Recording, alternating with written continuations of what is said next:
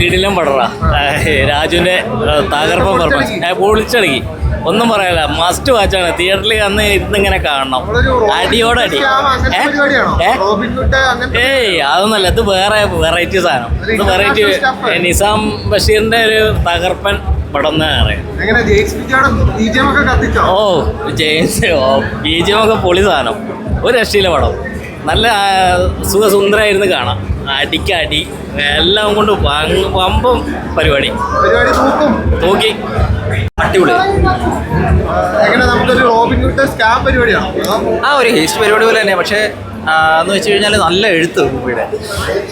നേരത്തെ ഏത് മൂവിയാണല്ലോ റോഷാക്കൊക്കെ. ആ ഒരു എക്സ്പെക്ടേഷൻ ഉറപ്പായിട്ട് ഒന്നും പറയില്ല. ഇത് വൻപൊളി. പിന്നെ രാജുവേട്ടൻ എസ്പെഷ്യലി എഡിറ്റിങ്ങും ഡയറക്ഷനും ഉണ്ടല്ലോ,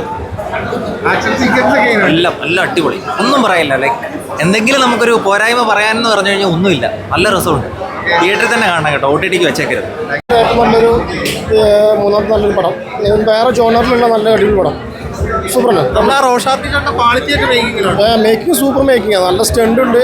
ക്യാമറ ഒക്കെ അത്യാവശ്യം നല്ല ഫ്രെയിമാണ്. ഓൾമോസ്റ്റ് ഓക്കെ പടം. നല്ല വിജയമാണ്. നല്ല അടിപൊളിയായിട്ടുണ്ട്. വർക്ക് അതിൻ്റെ ക്രൂ നന്നായിട്ട് വർക്ക് ചെയ്തിട്ടുണ്ട് ആ പടത്തിൽ. അതേ ടൈപ്പാണ്. പക്ഷെ നല്ല പടം, നല്ല പടം. അല്ല, നല്ല രസമുള്ള പടമാണ്. എന്തായാലും തിയേറ്ററിൽ പോയി കാണുക. ഞാൻ കൂടുതലായിട്ട് പറയുന്നത് സ്പോയിലേഴ്സ് ഇല്ല.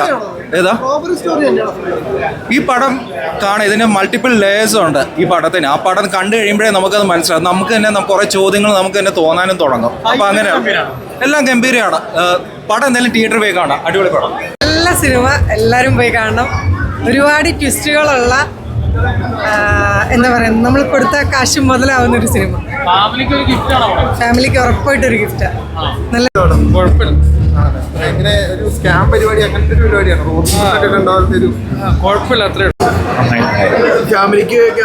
ഫാമിലിക്ക് പറ്റിയ പടം. രാജുവിന്റെ പെർഫോമൻസ് എങ്ങനെ ഉണ്ടായിരുന്നു? അടിപൊളിയായി, സൂപ്പർ, നല്ല പടം. ഞാൻ ഇതിൽ അഭിനയിച്ചിട്ടുണ്ട്. അപ്പോൾ വേറെ